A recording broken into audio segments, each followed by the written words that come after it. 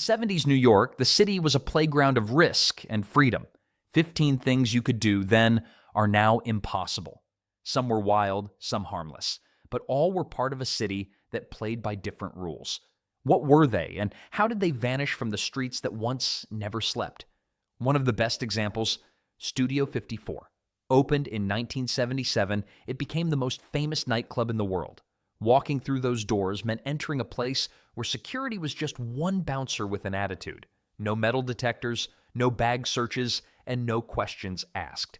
The entire security system was simpler than a school cafeteria. A guy with a clipboard looked you up and down, decided if your outfit was cool enough, and either let you pass the velvet rope or sent you home. It was like trying to get into an exclusive club where the password was wearing shiny shoes. What made Studio 54 special wasn't just the lack of security. Celebrities danced next to taxi drivers and teachers. The disco ball spun over everyone equally, creating a democracy of dancing that lasted until 6 in the morning. Nobody worried about being filmed because phones with cameras didn't exist yet. What happened at Studio 54 stayed at Studio 54. People did wild things that would become viral videos within minutes today, but back then, the only evidence was in people's memories. The music never stopped pumping through massive speakers. The energy was so thick you could feel it in your chest when you walked inside. Modern security laws require metal detectors and thorough bag checks. The mystery would vanish faster than a disco ball when the lights come on. Today's club security has more rules than airport customs, but Studio 54 wasn't the only wild experience the city offered. Getting around town was its own adventure. Checker marathon cabs were the giants of New York streets in the 70s. These cars could fit 6 adults comfortably in the back seat and cost almost nothing to ride around the city. Starting the meter cost 50 cents in the late 70s. Most rides around Manhattan were under $3 total. You could travel from one end of the city to the other for less than a modern coffee order. Times Square at midnight was worth every penny of that cheap ride. The area was rough and exciting, buzzing with energy that felt both dangerous and magical. Neon signs flashed advertisements for adult entertainment venues. Jazz music spilled out of club doorways onto sidewalks filled with hustlers, artists, and night shift workers. The cab ride itself was entertainment that you couldn't find anywhere else. Drivers talked constantly, sharing stories about their weirdest passengers and biggest tips. The cars were built like moving sofas with engines that could survive nuclear attacks. Night rides transformed the city into something more alive and unpredictable than daytime Manhattan. Those cheap fares disappeared when checker cabs retired in the early 80s. Now crossing town costs more than some people make in an hour. Transportation wasn't the only thing that was affordable and accessible. Music was creating something revolutionary in parks across the city. Hip-hop started in parks across the Bronx, where DJs set up massive speaker systems that could be heard for blocks. Cedar Playground and other local parks became concert venues where hundreds of people gathered for free music unlike anything on radio stations. DJs like Kool Herc brought equipment that took hours to assemble but created parties that lasted all night. They played funk and disco records but focused on the breaks where drums and bass hit hardest. MCs grabbed microphones and started talking over the music and rhythm, creating what would eventually become rap music. It was like a giant block party where the only admission requirement was showing up. Breakdancing was brand new, and kids invented moves on the spot while others watched. They spun on their heads and battled each other with pure creativity and athletic skill. Music echoed off apartment buildings while people opened windows and listened from fire escapes. The community came together around these jams in ways that made everyone feel included. The whole setup looked like a science fair project that accidentally created incredible music. City permit rules now require months of paperwork for any outdoor event. The bureaucracy kills spontaneity like homework kills summer fun. Free outdoor concerts weren't the only entertainment with relaxed rules. Movie theaters operated in ways that would shock people today. Grindhouse theaters on 42nd Street sold beer openly to anyone who wanted it, allowed smoking throughout the building, and showed movies all night long for just a couple of dollars. Beer vendors walked the aisles like they were at baseball games selling hot dogs. Nobody checked IDs or worried about alcohol licensing requirements from the city. It was like watching movies inside a cloud that happened to have screens. Double and triple features ran continuously throughout the night. You could pay once and watch movies until the sun came up over Manhattan. Audiences participated actively in every movie that played on the big screen. People talked back to screens, cheered for heroes, and booed villains with genuine enthusiasm. The crowd provided better commentary than most movie critics. These theaters showed movies that mainstream cinemas wouldn't touch with advertising budgets. The seat cushions were stickier than the plots of most movies. Smoking bans eliminated the hazy atmosphere that defined these underground cinema experiences. Stricter alcohol laws made beer sales complicated. Redevelopment turned 42nd Street into a family-friendly tourist zone. While theaters were showing underground films, artists were creating underground masterpieces in the most unexpected places. Graffiti crews in the 70s treated subway trains like moving canvases that traveled through all 5 boroughs. They would sneak into rail yards at night with spray paint and transform entire subway cars into rolling masterpieces that thousands would see. Security in rail yards was practically non-existent during the overnight hours when most crews worked. It was like having a giant art studio that happened to be outdoors and technically illegal. Pieces started with sketches, moved to black outlines, then got filled with colors that took all night to complete properly. Getting your name on a subway car was like buying moving billboard space, except it was free. Many graffiti artists were incredibly talented and developed their own distinctive artistic styles. Competition between crews was intense but friendly, with artists respecting each other's work. Some pieces were more colorful than a rainbow convention. The subway system became a constantly changing museum that passengers experienced daily.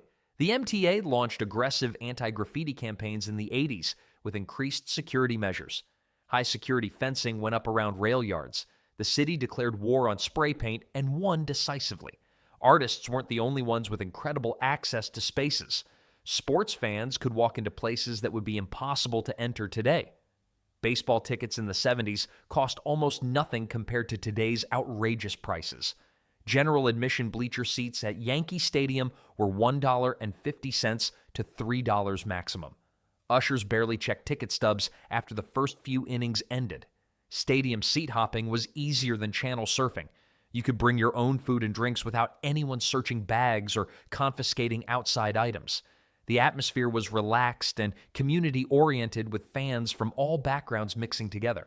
Kids collected autographs by hanging around dugouts before games started, and players were more willing to sign.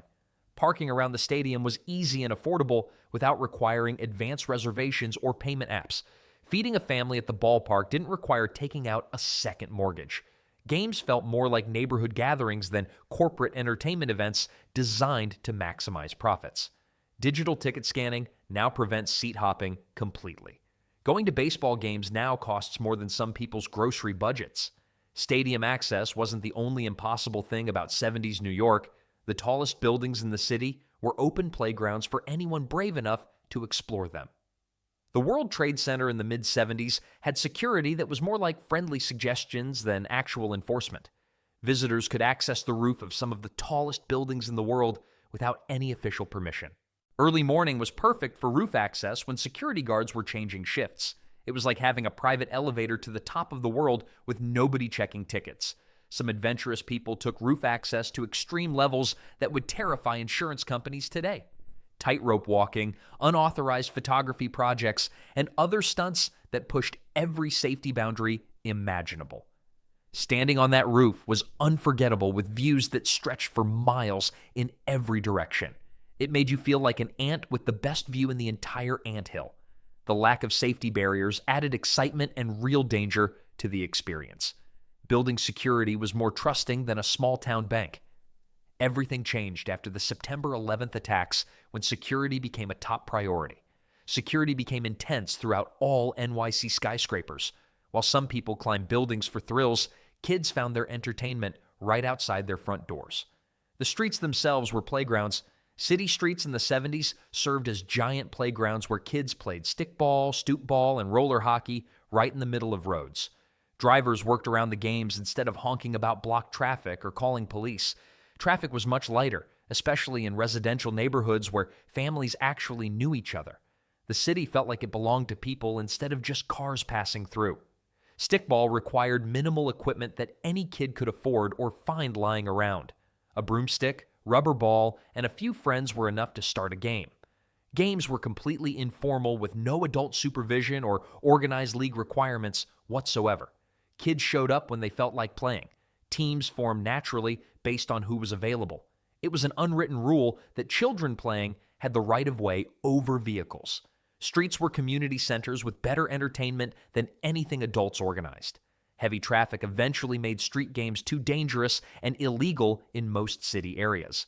City regulations began prioritizing vehicle movement over recreational activities.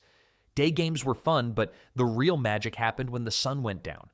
Night owls had access to places that stayed open when the rest of the city slept.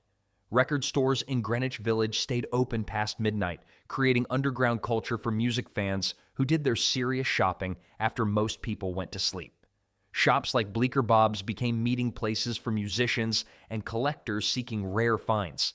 Import records from Britain, Germany, Japan, and other countries filled the bins with music that wouldn't reach American radio for months or even years. It was like having a musical time machine that predicted future hit songs. Bootleg recordings were sold openly without any concern about legal issues or copyright laws. The entire store became a listening party where customers were the judges.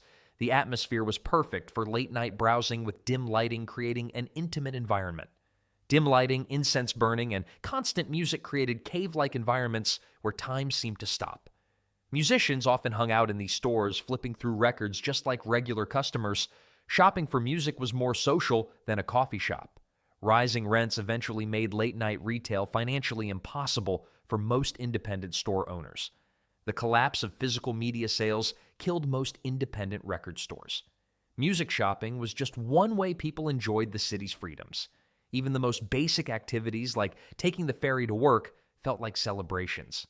Staten Island Ferry was completely free until 1975, then cost only 25 cents for the entire round trip. Beer vendors worked the ferry like vendors at baseball games, selling bottles directly to passengers who were drinking openly. It was like a floating bar that cost pocket change and provided incredible harbor views. No security screenings, bag searches, or questions about what you were carrying on board. The views were incredible, especially at sunset when Manhattan's skyline reflected off the water like a postcard. Regular commuters mixed with tourists and joyriders who took the ferry just for fun. It was public transportation that doubled as the world's cheapest cruise. The outdoor deck was where everyone wanted to be during good weather with salt air. It was like having a personal boat service that happened to welcome the public. Alcohol sales on ferries ended for safety reasons and liability concerns from the city. Security checks became mandatory after 9/11. Ferry rides weren't the only way to get close to famous people. Athletes were incredibly accessible, playing right next to fans who could practically touch them. Rucker Park in Harlem was where basketball legends went to prove themselves outside the formal league system. NBA stars like Julius Erving and Kareem Abdul-Jabbar showed up unannounced to play pickup games that drew hundreds of passionate spectators. No fences separated fans from players during these informal but intense basketball competitions. Spectators stood close enough to hear every trash talk insult and smell the sweat. Games were totally informal without tickets or official announcements from any league organizations. The skill level was extraordinary, with professional athletes testing themselves against streetball legends who never made it pro. Trash talking was elevated to an art form that entertained crowds as much as basketball. The verbal battles were more creative than most television comedy shows. Fashion was part of the show, with players wearing the latest sneakers and jewelry that sparkled. It was like getting free basketball lessons from the world's best players. Safety barriers eventually separated fans from players for insurance and liability reasons. Sponsorship deals brought corporate oversight and formal structure. Sports weren't the only places where people could explore freely. The city had forgotten spaces underground that adventurous people could discover and claim as their own. Old City Hall Station and unused subway tunnels were accessible if you knew where to look and weren't afraid of getting lost underground. These forgotten spaces became unofficial galleries for art shows and urban exploration by brave adventurers. Security patrols were practically non-existent during overnight hours when most exploration happened. The city had basically forgotten these tunnels existed, making them perfect secret playgrounds. Underground art shows happened where artists set up temporary galleries using flashlights and battery-powered equipment to illuminate their work. Skateboarders discovered that smooth tunnel floors and curved walls created perfect skating environments unlike anywhere above ground. It was like having a private skate park beneath one of the world's busiest cities. Exploration required serious preparation, including reliable flashlights, maps, and usually friends for safety purposes. Getting lost was a real possibility with serious consequences. You could hear your own heartbeat echoing off the tile walls. Locked entrances and motion sensors now make unauthorized access nearly impossible for would-be explorers. Heavy fines and trespassing charges deter most would-be explorers. Underground exploration wasn't the only risky entertainment available. Out at the beach, amusement parks offered combinations of thrills that would terrify modern safety inspectors. Coney Island fireworks displays were special, but what made them incredible was that roller coasters like the Cyclone and Thunderbolt continued operating during the shows. Riders could watch explosions while spinning at high speeds 60 feet above the beach and boardwalk. Modern safety regulations didn't prevent roller coasters from running during fireworks back then, when liability wasn't the main concern. If rides were working and people wanted to ride them, operators kept them running regardless of what was happening. The timing was never planned, which made it feel like the universe was providing personal entertainment. Sound was incredible from that height, with fireworks explosions echoing off the ocean and wooden boardwalk below. The combination of mechanical roller coaster sounds and explosive fireworks created a symphony of organized chaos. Photography was impossible while moving fast in the dark, so you actually had to experience it instead of documenting it. It was like winning a lottery where the prize was an unforgettable memory. Insurance liability concerns eventually made operating rides during fireworks too risky for amusement park owners to continue.